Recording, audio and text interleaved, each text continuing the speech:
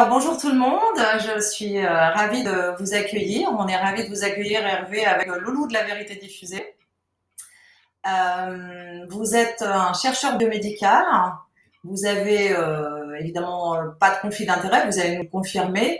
Ce que j'aime beaucoup chez vous, parce qu'on se connaît depuis un petit peu longtemps quand même maintenant, c'est votre regard purement scientifique, avec une analyse sans piège mécaniste aucun. Et donc, on a décidé avec Loulou de faire un petit tour sur tout ce que vous aviez découvert et publié. Voilà, donc Loulou, je te laisse la parole. Écoute, merci beaucoup déjà Diane de faire cette, on va dire, double interview, ce que je n'avais jamais fait jusqu'à maintenant. Merci Hervé pour votre travail et puis j'ai hâte de vous entendre sur tout ce que vous avez fait, ce que vous avez découvert dernièrement. Voilà, merci beaucoup Diane. Merci. Alors Hervé, on vous écoute, peut-être nous parler de tout ce que vous avez découvert, nous confirmer que vous n'avez pas de conflit d'intérêt, vous présenter si vous voulez en 2 minutes pour ceux qui ne vous connaîtraient pas. Bonjour à toutes, à tous aussi. Je vous dis merci aussi pour cette double interview. Depuis tout petit, je voulais étudier les animaux dans la nature. Donc, depuis que j'ai l'âge de 3 ans, je sais ça. J'ai fait mes études en fonction de ça. Et j'ai fait de la recherche dans beaucoup de disciplines biologiques. La physiologie des plantes, la morphologie des lézards et après la biologie moléculaire et aussi de la microbiologie à Marseille, à l'IHU de Marseille. Et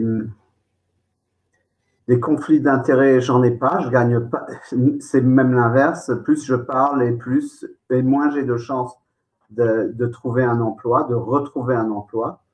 Donc, j'ai pas de conflit d'intérêt, j'ai rien à gagner à faire ce que je fais. Et je le fais vraiment en tant que service à la collectivité et j'essaye d'informer les gens ou de redresser l'information, disons, autant que je le peux. Et je fais ça depuis le début de cette crise, surtout depuis 2021, où dès le début, en fait, des gens m'ont dit regarde cet article, il donne des données, il y a quelque chose qui ne va pas avec ce vaccin, j'ai l'impression. Et donc, dès que j'ai regardé ces données, on voyait que les données, elles disaient l'inverse de ce que l'article disait sur les données. Donc, il y avait un tableau de chiffres dans l'article qui ne reportait pas sur la taille de l'échantillon. Donc, on disait, voilà, il y a plus de morts chez les non-vaccinés que chez les vaccinés. Mais en fait, à l'époque, tout au début, en février 2021, il y avait énormément de non-vaccinés, évidemment, et très peu de vaccinés. Mais quand on reportait sur la taille de l'échantillon, alors on voyait qu'en pourcentage, évidemment, il y avait beaucoup plus de morts du Covid chez les vaccinés que chez les non-vaccinés. Et ça, c'est ce que vous voyez ici. Donc, la chronologie, on aurait dû stopper tout de suite les injections. Vous voyez, le tout premier point, février 2021, tout en haut, c'est exactement ça ce que je dis. Et à cette époque-là, il n'y a que 100 millions de personnes vaccinées. Et puis en mars, il y a des fact-checkers qui prennent de la même source des nouvelles données, donc ajournées, il y a plus de gens déjà vaccinés, et disent non, Hervé, il a dit des conneries, c'est pas vrai, c'est n'importe quoi. Et puis on prend les mêmes données, on retrouve à peu près le même principe, donc c'est reconfirmé avec de nouvelles données, il y a plus de gens vaccinés déjà, et vraiment dans le monde, il y a déjà 240 millions de personnes vaccinées. Mais en fait, déjà à ce moment-là, on aurait dû tout arrêter. Après, en mars, il y a un article qui est publié dans le comment ça s'appelle, New England Medical Journal of Medicine. Et là, on voit qu'en fait, ils ont bidouillé les données, ils ont à plusieurs niveaux. Et le tout premier niveau, c'était qu'ils n'ont pas montré, c'est-à-dire leurs données qui étaient dans l'article, mais ils ne les ont pas discutées, ces données-là, disaient, ces données montraient que entre la première et la deuxième dose, qui dure 3 à 4 semaines, cette durée, il y a 2 à 3 fois plus d'infections que si on ne reçoit pas la première dose. Donc, en fait, ce qui se passe, c'est que ce vaccin fragilisait. Ça se voyait tout de suite dans les données. Mais ce n'était pas le seul résultat bizarre qu'il y avait là-dedans. Ils avaient escamoté les morts du Covid parmi les vaccinés. Et puis, ils avaient créé un contrôle bidouillé aussi. Donc ça, on est déjà début mars 2021. Puis en mai 2021, on fait une pétition à la Cour suprême israélienne parce que les premières données venaient d'Israël. Donc on fait une pétition à la Cour suprême d'Israël, mais ça a été classé sans conséquence. Et ce qu'on disait, c'est qu'on voulait avoir des données précises pour savoir si, par exemple, comme les gens qui étaient fragiles étaient les premiers vaccinés, alors c'était peut-être pour ça qu'il y avait plus de morts. Donc on posait cette question, mais on n'a pas eu de réponse. Et puis, comme vous voyez, à ce moment-là, il y a déjà presque 650 millions de personnes vaccinées dans le monde.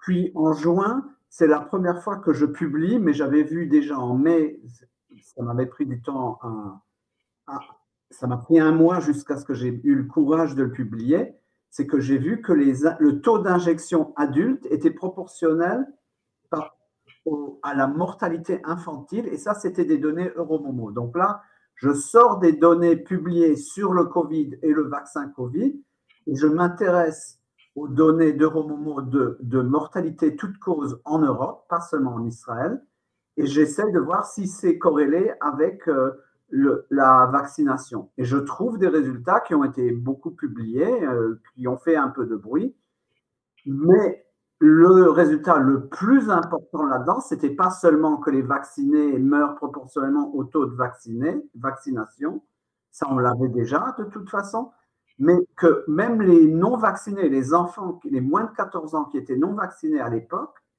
mouraient proportionnellement au taux de vaccination et des adultes. Et donc c'est là, c'est le tout début en fait, et à ce moment-là, il y a déjà 1,6 milliard de personnes qui sont vaccinées dans le monde, mais à ce moment-là, déjà, on sait qu'il y a du shedding. On peut fortement suspecter d'après cette corrélation, et ça m'a pris du temps à la publier parce que j'étais pas sûr, je voulais pas y croire. Pour vous dire franchement, je voulais pas y croire. C'était trop horrible. Et puis en septembre, c'est le point 6, j'ai vu qu'il y avait une corrélation inverse entre la fertilité d'un pays en 2021 et le taux d'injection des femmes, pas des hommes, dans le même pays. Et donc, à partir de là, et à ce moment-là, vous avez déjà au-dessus de 3 milliards de personnes vaccinées dans le monde. Donc, mais en fait, on aurait dû tout de suite arrêter. Et c'est ça ce que je vous dis, d'après cette chronologie, on aurait dû arrêter presque dès le début. Et ce n'est pas possible. Moi, j'ai utilisé des données publiques, et j'ai vu ça tout de suite, donc des gens qui avaient accès aux vraies données directes, ils l'ont su évidemment encore avant moi. Voilà. Est-ce que je peux vous poser une question? Excusez-moi, Hervé. À votre avis, les données, est-ce qu'elles étaient volontairement cachées ou est-ce que c'était une erreur? Et à votre avis, est-ce qu'ils ont réellement toutes ces données ou est-ce que ça n'a pas du tout été fait, en fait? Si vous prenez les deux premiers points sur cette chronologie, le 1 et 2, ces données, ils les ont présentées comme si elles disaient que le vaccin fonctionnait, alors que quand on regardait les données, elles ne fonctionnaient pas. Comme je vous dis, ils disaient, voilà, il y a 100 morts chez les vaccinés, il y a, je ne sais pas moi, 500 morts chez les non-vaccinés, sauf que les non-vaccinés, à ce moment-là, ils sont 300 000, ceux qui ont le Covid, et que les vaccinés, ils sont, je ne sais pas, 1000 ou 2000. Donc, en fait, si vous reportez à la taille de l'échantillon, 2000 chez les non-vaccinés, 2000 chez les vaccinés, 300 000 chez les non-vaccinés, alors vous voyez que le pourcentage de décès chez les non-vaccinés, il est de 1 sur 200, et chez les vaccinés, il est de l'ordre de 5 fois plus ou 20 fois plus, je ne sais plus. Donc, alors, il ne s'agit pas d'une erreur de leur part, mais en fait, d'une erreur. Ils n'ont rien caché, simplement, ils ont modifié les résultats, tout simplement. Donc, c'est volontaire. C'est volontaire. Je ne sais pas, c'est-à-dire que les données, ils les reçoivent du ministère à cette époque-là, hein, c'est Ouais. les données du ministère de la Santé en Israël. Et si on peut imaginer qu'elles sont justes, et puis le journaliste qui écrit son truc dit, ah ben regardez, il y a moins de morts, donc ça marche. Donc, ça peut ne pas être un médecin, c'est un journaliste qui ou bien ment, ou est complètement incompétent, ou les deux à la fois. D'accord. C'est-à-dire que, mais c'est quelqu'un qui semble, ou bien fait semblant, ou réellement ne sait pas, qu'il faut reporter à la taille de l'échantillon. Il faut travailler avec des pourcentages, avec des taux, pas avec. Et ça, on n'a pas besoin d'être un génie, n'est-ce pas? C'est ça. C'est vraiment, il n'y a rien de spécial à ça. Mais après, c'est-à-dire ça, c'est tout au début. Mais plus le temps passe et plus les falsifications deviennent réelles. Donc, au début, le texte est faux, mais les données sont vraies. Mais déjà, au point 3, il y a vraiment ils cachent des données. Les données sont dans l'article, mais elles ne sont pas présentées. Et certaines données sont falsifiées, c'est-à-dire que dans cet article au point 3, ils disent qu'il y a 9 morts du Covid sur 600 000 personnes vaccinées et 23 morts du Covid sur 600 000 personnes non vaccinées dans cet article. Mais après, quand vous refaites les calculs, en fait, vous vous rendez compte qu'ils ont enlevé des morts du Covid dans le bras, donc dans la partie vaccinée de l'article. Et ça, c'était littéralement malhonnête. Là, il n'y avait rien à faire. Ils ont simplement redéfini les gens décédés du Covid comme décédés d'autres choses, ou alors ils ont dit qu'ils étaient dans le bras non vacciné. C'est-à-dire qu'ils ont falsifié quelque chose d'une manière ou d'une autre, exprès pour changer cet effet. Et donc, au fur et à mesure qu'on va passer aussi dans la suite de ce qu'on va discuter, vous allez voir qu'il y a de plus en plus de falsifications. Alors, ce que je voudrais quand même noter, c'est que selon ce qu'Hervé avait détecté, par exemple, à Luxembourg, sur l'efficacité des masques, l'efficacité des tests, en fait, qui étaient recontrôlés, dès qu'il trouve quelque chose, il y a une rectification dans les services publics derrière pour ne plus lui laisser accès à ces données. C'est la première chose. Et la deuxième, qui est quand même notable, c'est que les vues des articles d'Hervé Seligman sont extrêmement vus, en fait. On n'en parle pas beaucoup, les scientifiques n'en parlent pas beaucoup, mais ils sont tous à regarder ce qu'ils publient. En l'occurrence, pour donner une idée des vues, il est plus lu que Didier Raoult. Oui. Donc les scientifiques dans le monde lisent beaucoup ce que publie Hervé sans forcément en parler. Mais vous me tiennent compte. Hein, si je me trompe, Hervé.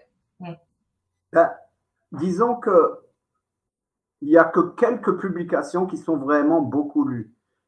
Mais si on reporté à toutes mes publications, ça fait encore toujours beaucoup. C'est-à-dire que j'ai plus sur ResearchGate, pas sur les autres trucs, mais sur ResearchGate, j'ai vraiment plus de 700, je dois avoir presque 750 000 vues, et dont plus de 500 000 proviennent d'un article.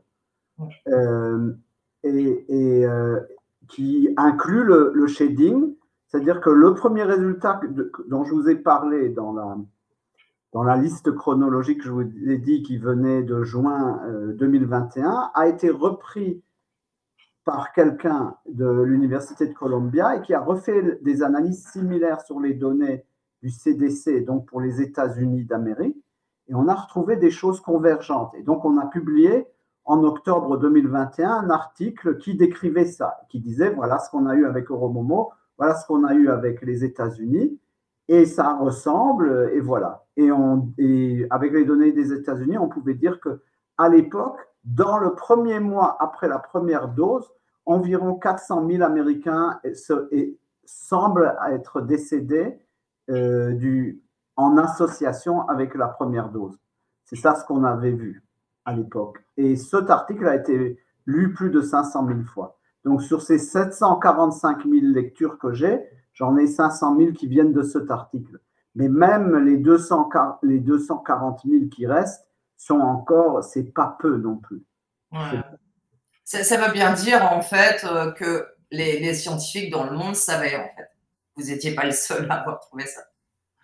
Ben, si, je crois qu'on a été les seuls à publier quelque chose d'aussi Oui, fort. je veux dire, en fait, ils avaient connaissance de vos analyses. Oui, ça, oui. On était, et probablement, maintenant, il est possible que ces lectures, c'est pas seulement des scientifiques, parce que ResearchGate, tout le monde peut y accéder. Ouais.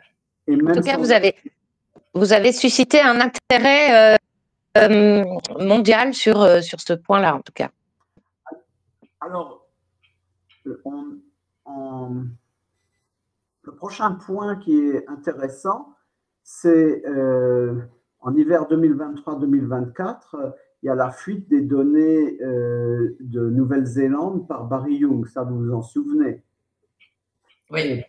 Et donc, on a fait pas mal d'analyses là-dessus. Alors, tout d'abord, on a pu montrer ce premier résultat qu'on a publié aussi beaucoup avec les dépêches citoyennes, heureusement d'ailleurs, que bon, ces données-là confirmaient les mortalités accrues 2, 3, 4, 5 fois plus que les gens non vaccinés, et ce pendant jusqu'à 2 ans après la première injection. Évidemment, c'est seulement jusqu'à 2 ans, puisque en 2023, on n'est que 2 ans après la première injection, n'est-ce pas? Donc, ça ne veut pas dire que ça ne continue pas, c'est simplement à ce moment-là, on n'a qu'un recul de 2 ans. Et depuis, on n'a pas de données de ce type, donc on ne peut pas savoir. Donc, après, ces données donnent un résultat que d'autres n'ont jamais eu.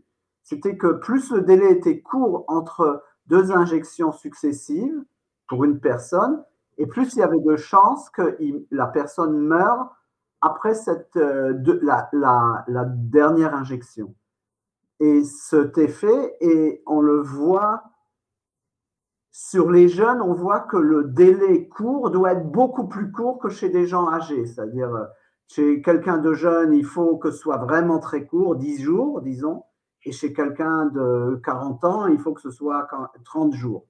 Et chez quelqu'un de 70 ans, ça ne change rien, ils sont toujours très sensibles.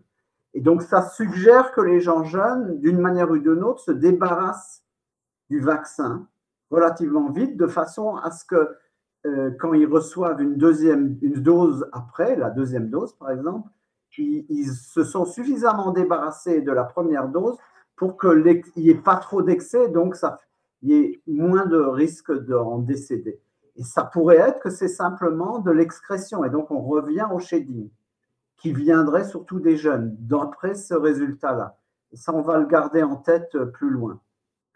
Après, on voit que dans les données de Nouvelle-Zélande aussi, qu'il y a une nocivité spécifique à chaque lot. Il y a des lots qui sont les plus méchants, hein, qui tuent le plus en tant que première dose, et ben, ils tuent aussi le plus en tant que deuxième dose, troisième dose, quatrième dose. Et de la même manière, certains lots étaient les moins nocifs en tant que première dose, ben, ce sont aussi les moins nocifs en tant que deuxième, troisième, quatrième dose. Donc, c'est des phénomènes, c'est pas...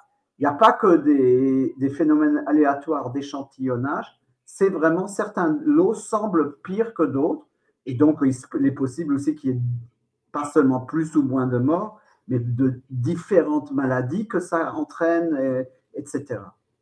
Et puis un dernier point, c'est qu'on voit que les injections accélèrent le vieillissement 2 à 3 fois par rapport à des gens qui ne seraient pas injectés.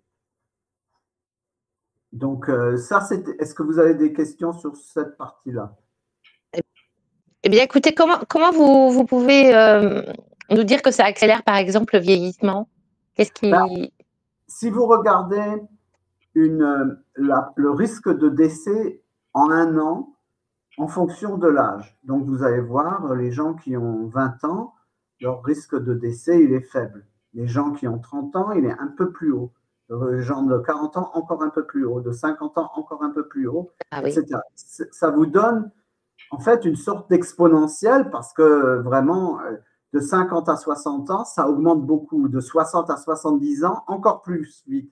Et de 70 à 80 ans, etc., encore plus vite. Donc, c'est un truc qui s'accélère. Ça, c'est-à-dire que la courbe normale de la mortalité en fonction de l'âge est une accélération avec les années.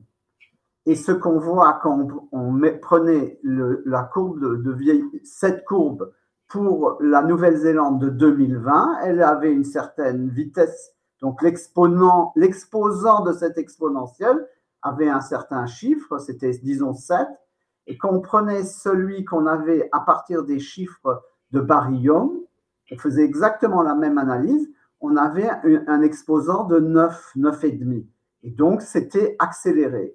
C'est-à-dire que, et quand je vous dis un exposant, vous savez très bien que faire exposant 2 ou exposant 3, c'est pas une petite différence, hein, ou exposant 4. Donc, 2 exposant 2, c'est 4, 2 exposant 3, c'est 8. Et donc, c'est ça ce que je viens de vous dire maintenant. C'est-à-dire que la mortalité, en fonction de l'âge, elle augmente plus vite après la vaccination qu'avant. Et j'appelle ça cette accélération du vieillissement comme… oui, voilà, c'est ça ce que j'appelle l'accélération du vieillissement. D'accord.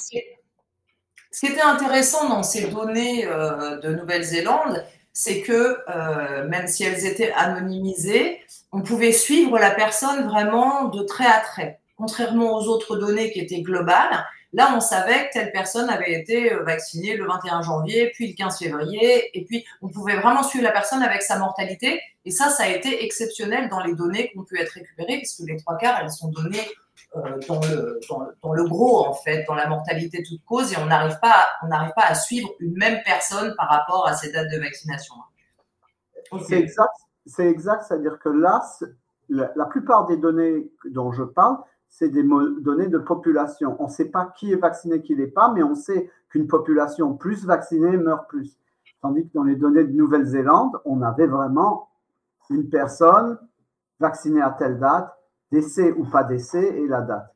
Et ça donne… Mais ce qu'il y a de bien aussi dans les données populationnelles, on a l'impression, on a moins d'informations sur l'individu, mais ça nous donne la possibilité de détecter des effets shading.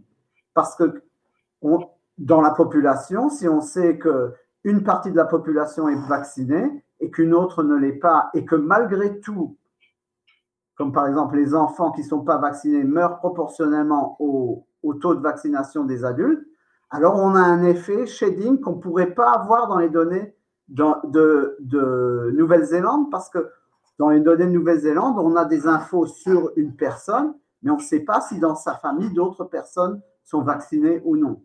Sur l'ensemble de la population, oui. Vous pouvez expliquer ce qu'est l'effet shading rapidement, Hervé? Ce qu'on a appelé effet shading, donc excrétion du vaccin, on ne sait pas exactement ce que c'est simplement un phénomène où on voit que des gens meurent et ce n'est pas nécessairement de leur propre dose.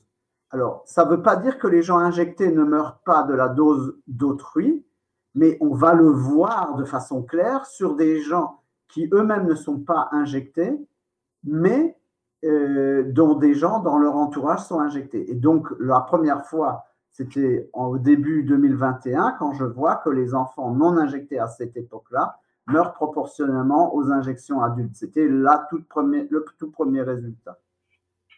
Et en étant, on va dire, l'avocat du diable, est-ce que est-ce qu'on va argumenter que ce taux de mortalité pour les non-vaccinés est peut-être lié au fait d'avoir attrapé le Covid et d'en être mort, tout simplement? Oui, le diable, il ne se ridiculise pas, j'espère, parce que les enfants ne meurent pas du Covid. Donc, non, mais c'est très bien. Comme ça, c'est le genre d'argument qu'on entend, qu'on peut entendre. Donc voilà, je ne défends pas cette théorie. Non, je comprends très bien. Mais donc vraiment, quand je vous disais c'était les enfants qui mouraient proportionnellement aux injections adultes, on n'a pas vu beaucoup d'enfants mourir du Covid. Et que certainement, s'il y en a eu un ou deux, ça n'influe pas sur les statistiques européennes de mortalité des enfants. C'est-à-dire, Par contre, vous pouvez avoir ce genre de réponse, et j'ai même pas eu, c'est-à-dire, ça c'est encore une question de haut niveau par rapport à ce qu'on me pose, c'est-à-dire que ça va très bien, on s'en sort, mais en fait, la méthode qui est utilisée pour contrer, c'est par l'absurde, et donc en fait, il n'y a pas de réponse à donner, parce que c'est tellement, c'est comme le coup, si quelqu'un ne comprend pas qu'il faut rapporter à la taille de l'échantillon, on ne peut pas lui parler. Oui. C'est comme décrire une couleur à quelqu'un qui est aveugle, et donc quelqu'un qui saurait absolument rien de, c'est même pas des mathématiques, de l'arithmétique de base. Alors, Oui. ce que j'écris, c'est que, en fait, depuis le début, on voit que le nombre de falsifications, en fait, mes analyses vont découvrir de plus en plus de falsifications avec le temps. Et ça, c'est important. Donc, par exemple, en été 2023, on me met en contact avec quelqu'un qui s'appelle Albert Benavides, un Américain, qui suit depuis très longtemps les données du VERSE. Et il a créé un site qui s'appelle verseaware.com, qui est super bien fait et où il corrige les erreurs dans le VERSE. Par exemple, vous avez, et c'est ce qu'on avait fait, on a publié ça, ça n'a pas été beaucoup lu, ça a été lu, hein, mais pas des millions de fois, peut-être 1000 fois ou quelque chose comme ça, où on voit qu'il y a des données, il y a un formulaire du VERSE qui dit, voilà, à telle date, telle personne est décédée ou n'est pas décédée après tel vaccin, mais a eu, disons, un effet faible, un effet grave, un effet moyen, etc. Et en fait, il y a un endroit où on dit mort ou pas mort dans le formulaire, et puis il y a une description du cas. Et il y a des gens qui, le décès ne va pas être indiqué. Il va être indiqué dans le texte, mais il ne va pas être mis à l'emplacement du formulaire où on est censé écrire décès. La même chose pour le sexe ou l'âge. Et ce que vous allez retrouver, c'est que le biais des données, il y a un biais des données manquantes dans le VERSE qui est que plus un effet a été grave et plus la personne est jeune et plus il y a de données manquantes. C'est-à-dire qu'il n'y aura pas ou peu de données manquantes chez les gens de 80 ans, mais il y aura chez les enfants, surtout s'ils sont décédés. Et donc, ça vous donne une impression que ça tue peut-être beaucoup de vieux, mais ce n'est pas dangereux pour les enfants, alors que ce n'est pas vrai. Donc, ça, c'est un des résultats que j'ai eu. Est-ce que vous pouvez remettre la liste? Ça m'aide à… Donc, ça, c'était… Oui.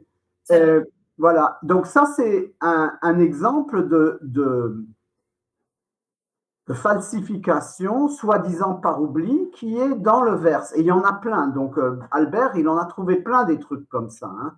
Moi, celui-là, je l'ai trouvé avec lui, mais il y avait d'autres trucs qu'il a trouvé où il cache des effets secondaires du vaccin Covid, en lui donnant, en fait, le code d'un autre vaccin, du vaccin, je ne sais pas quoi, de la grippe ou autre chose. Donc, on le perd. Il y a plein de phénomènes comme ça. Après, le point d'après, c'est ce à quoi se référait Diane, c'est qu'au Luxembourg, les tests PCR positifs sont retestés dans les 24 heures et on a réussi par tout un phénomène, en fait, d'avoir les données du retest pour une centaine de personnes. C'est un gros effort à fournir parce que chaque personne qui a eu un test positif doit aller demander les résultats du retest au laboratoire national de référence. Et ça prend 1 mois ou 2. Et quand on les a rassemblés, ces données, on a trouvé que toutes ces personnes, la centaine de personnes, avaient eu d'abord un test positif, donc ils avaient dû rester à la maison, etc. Ils avaient eu peur peut-être qu'ils avaient le Covid et tout ça, mais en fait, moins de 20%, à peu près 18% des gens avaient eu une confirmation de leur test initialement positif. C'était le même écouvillon qui était envoyé, vous savez, la taille du Luxembourg, c'est tout petit, donc c'était dans les 24 c'était retesté, et donc c'était très rarement confirmé. Et ça, c'est ce que Diane disait, on l'a on l'a publié, et dès le moment où on l'a publié, les résultats qu'on recevait des demandes des gens qui demandaient pour leur deuxième test ont changé, de façon qu'il n'y avait plus de résultats négatifs. Oui, là, c'est volontaire, c'est de la falsification.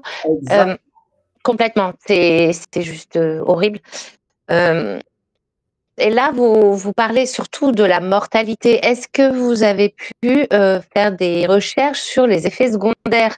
Parce que effectivement, certains meurent du vaccin, malheureusement, mais il y a aussi des gens qui souffrent terriblement d'effets secondaires. Et ça, est-ce que vous avez réussi à trouver des informations sur les effets secondaires, en tout cas?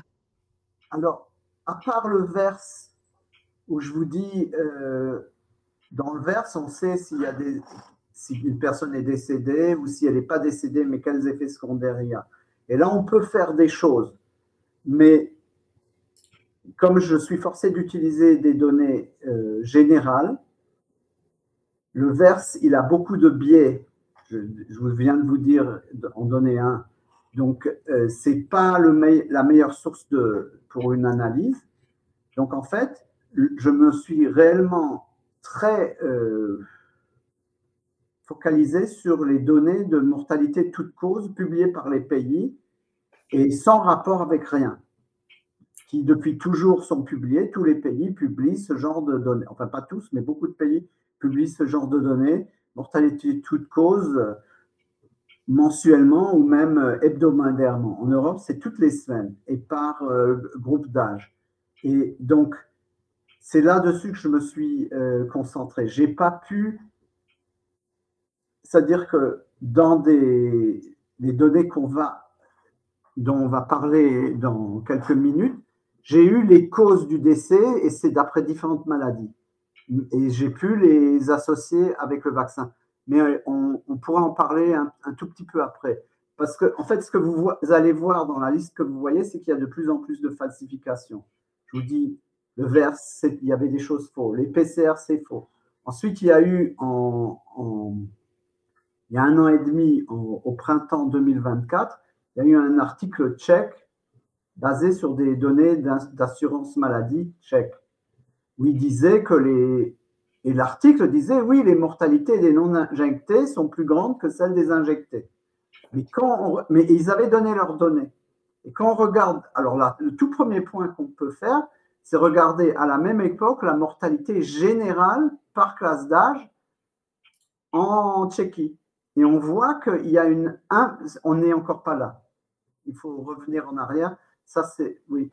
Et en fait, on voit qu'il y a une impossibilité. Si vous prenez les gens de 90 ans, les gens de 90 ans, ils sont à 90% à peu près vaccinés. Et le taux de mortalité des non-vaccinés, d'après cet article, était tel que les 90% de personnes non vaccinées avaient une telle faible mortalité par rapport aux non vaccinés qu'on ne pouvait pas arriver au chiffre global connu, en dehors de l'article évidemment, pour toute la population tchèque. Donc c'était falsifié. Il y avait une autre indication, c'est que le taux de mortalité des non injectés, d'après leurs données, était proportionnel au taux d'injection. Pour chacune des classes d'âge, on trouvait ça. Mais le taux de mortalité des injectés n'était pas proportionnel au taux d'injection. Donc là, vous êtes sûr qu'il y a une falsification. Si un injecté décédé, on le reclassait comme non injecté. Et c'est comme ça que vous arrivez à un résultat pareil. Parce que ça c'était une impossibilité réellement. Et donc là, de nouveau, vous avez une vraie falsification. Après, à la même période, les données d'Euromomo, on voit que on avait publié, on avait parlé de ça, qu'il y avait un excès de mortalité énorme pour les enfants en Europe en 2021. Et ça, on l'avait vu en 2022. Mais au printemps 2024, on voit que cet excès de mortalité a disparu. Donc, ils ont changé a posteriori les données. Ouais. Et donc, on va arriver au dernier, quand même un résultat positif, un vrai résultat, pas une falsification. Et ça, c'était grâce à Patrice Taravel qui a réussi il est allé chercher les données de mortalité européenne. À la source, c'est je ne sais plus si c'est Eurostat ou Statec. Statec, c'est semaine par semaine. Et là, on l'a par groupe d'âge. Et on a aussi les taux d'injection semaine par semaine, de nouveau par groupe d'âge. Et là, ce qu'on a vu, c'est qu'en fait, la mortalité d'un groupe d'âge est corrélée surtout avec le taux de vaccination d'un autre groupe d'âge et moins avec le taux d'injection de son propre taux d'injection. C'est-à-dire qu'en fait, ce que vous voyez, c'est que c'est les injections des adolescents qui tuent les autres groupes d'âge, plus que eux-mêmes. Et donc, on revient à ce que je vous disais avant. Apparemment, ce sont les jeunes qui excrètent le vaccin. Et peut-être ils l'excrètent plus vite, et donc ils ne vont pas si facilement en mourir, mais les gens autour vont en mourir. Et ça, c'était donc le résultat. Ça, c'est un résultat qui n'est pas falsifié. Alors, peut-être qu'a posteriori, ils vont changer les données de mortalité toute cause européenne et qu'on ne le retrouvera pas. Mais pour l'instant, ça, c'est la seule source de données où on n'a pas vu de changement pour l'instant. Et donc, la dernière histoire, je vais vous faire cadeau, on ne va pas parler du dernier point sur cette liste, et on va passer à notre prochaine diapo. Et en début de cette année, j'ai trouvé un site. Donc, en fait, toutes ces analyses, ça dépend de si je trouve une source de données. Et il y a un site d'une université américaine privée, c'est important de dire, elle est privée, University of Washington, donc elle est à Seattle. Ce n'est pas la ville de Washington, c'est l'État de Washington. Et là, il y a ce site qui donne de plein de pays, 200 pays, les taux de décès et les incidences d'un très grand nombre de maladies, aussi par classe d'âge et par sexe. Et donc, je prends de là les données de décès par maladie, par exemple les cancers, pour chacun des pays pour lesquels j'avais les données de vaccination. Ces données dans ce site, à cette époque-là, s'arrêtent en 2021. Elles avaient commencé en 1980. Et pour chaque année, il y a ces données jusqu'en 2021, et ce, au printemps 2025. Et donc, je prends les taux de décès dus au cancer en 2021, j'en soustrais le taux de décès en 2020, donc on a le changement en 2021 par rapport à 2020 pour un cancer ou tous les cancers. J'ai fait un peu toutes les analyses. Et ce que je trouve, c'est la prochaine diapo. C'est le graphique que vous avez à votre gauche. C'est cette ligne droite bleue qui vous dit que j'ai trouvé ça seulement pour les femmes, pas pour les hommes, que plus on avait injecté jusqu'à mi-2021 les adolescents, et plus les femmes décédaient de cancer en général. Et j'ai retrouvé ça quand on prenait des cancers précis pour presque tous les cancers. Et je rappelle que ça vient tout à fait confirmer ce que dit Jean-Marc Sabatier à propos de l'atteinte du système rénine-angiotensine.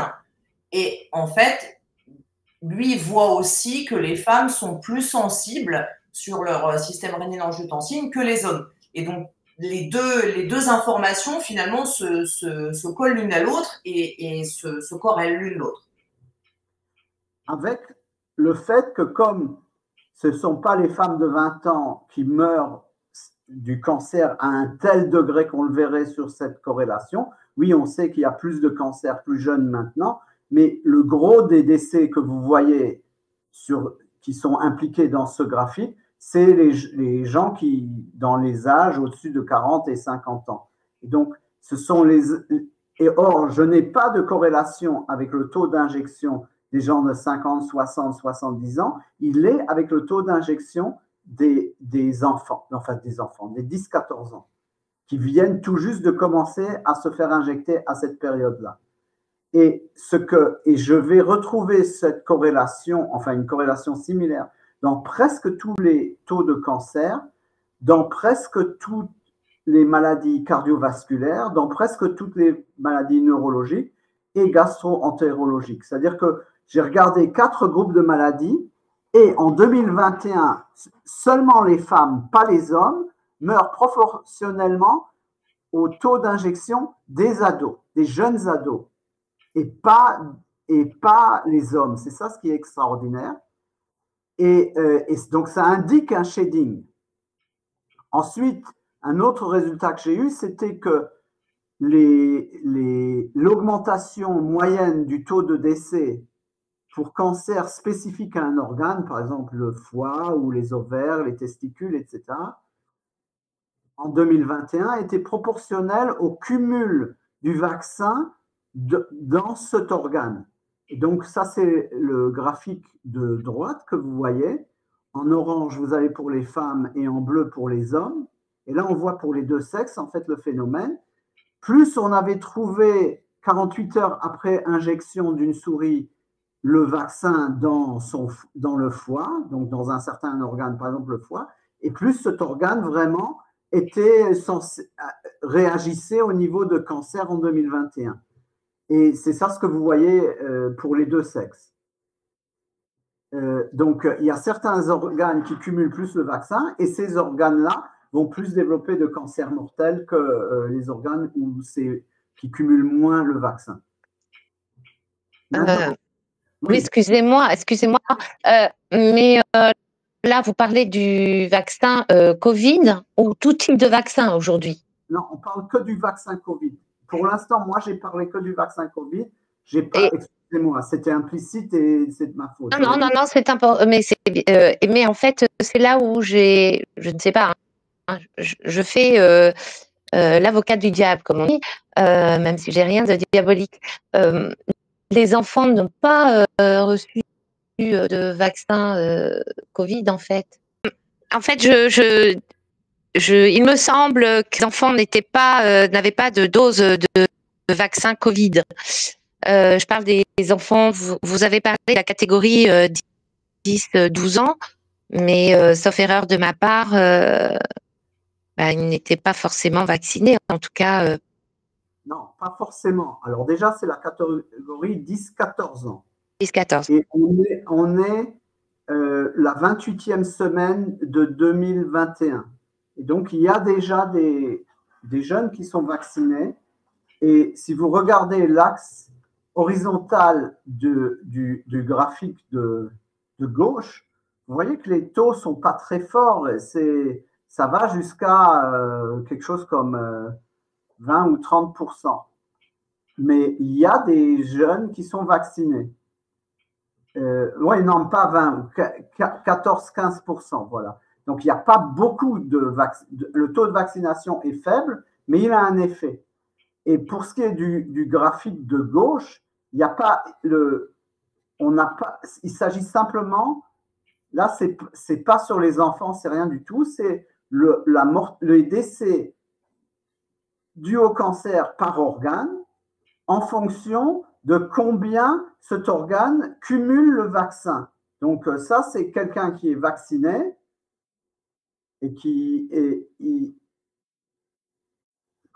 dans quel organe va aller se loger le plus le vaccin?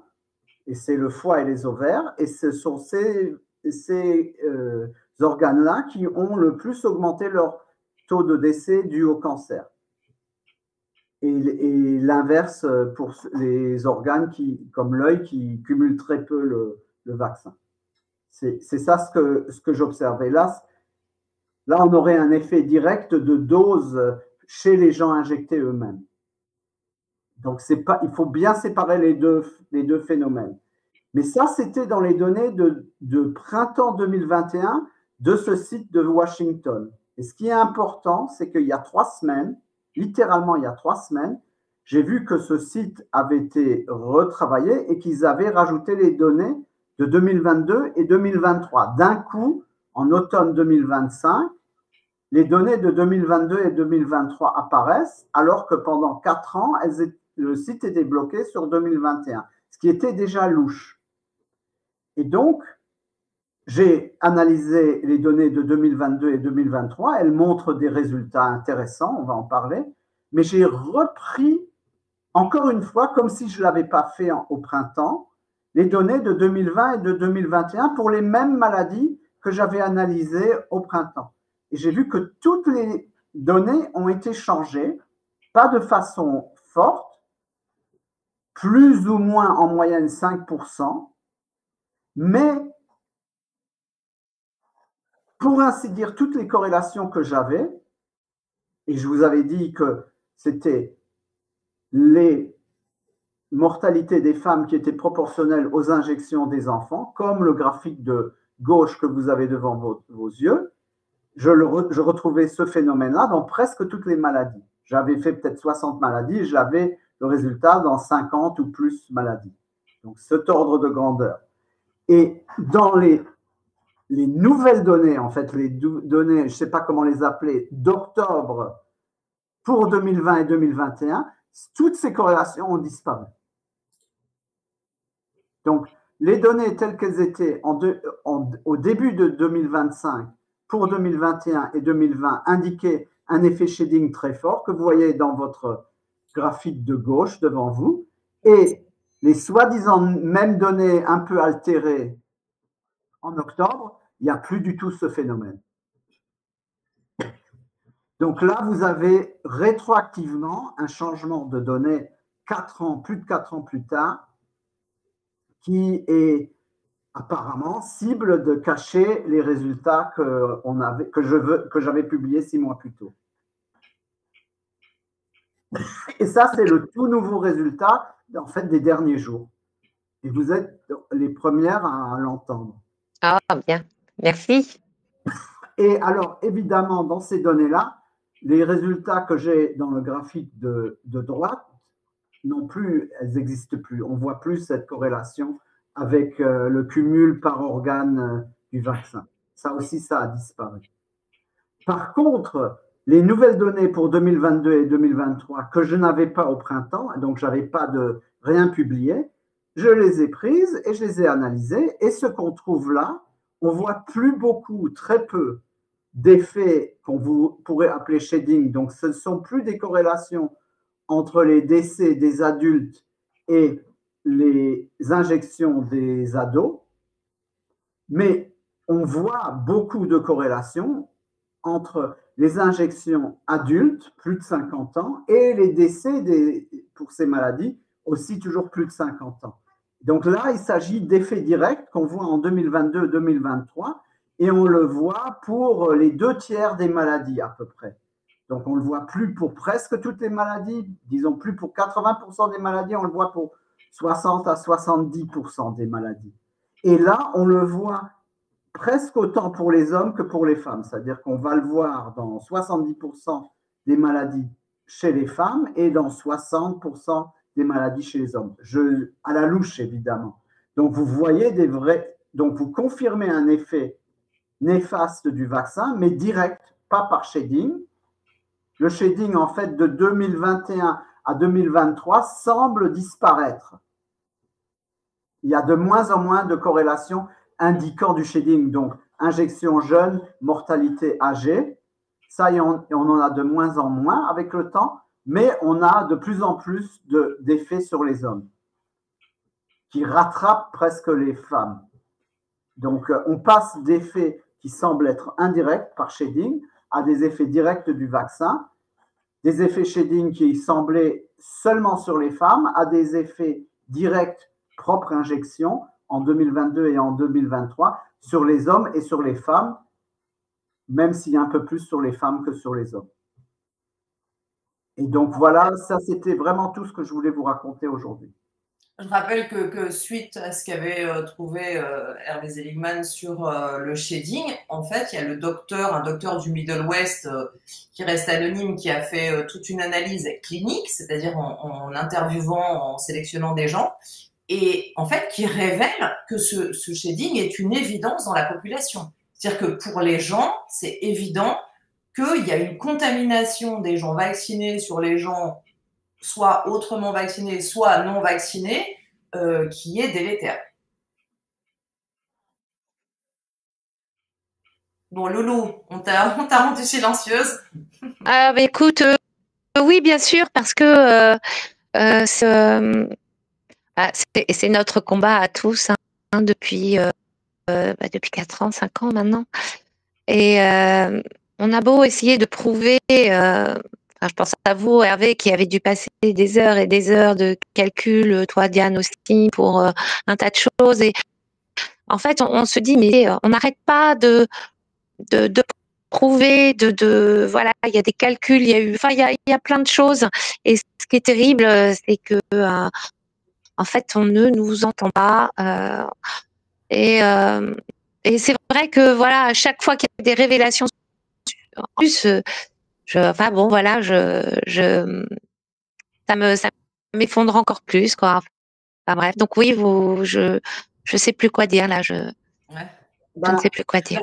Focaliser sur ce qui est positif, l'effet shading semble disparaître avec le temps, puisque j'en vois fortement en 2021 et j'en vois beaucoup moins en 22-23. Mais c'est par rapport aux injections de 2021. Donc, mais c'est ça. Si j'avais la corrélation avec les injections de 2022-2023, je ne l'ai encore pas fait. Peut-être que je verrai un effet shading, mais malgré tout, ça veut dire que quand on arrête d'injecter, après 2-3 ans, l'effet shading, il n'est pas complètement disparu, mais il semble disparaître.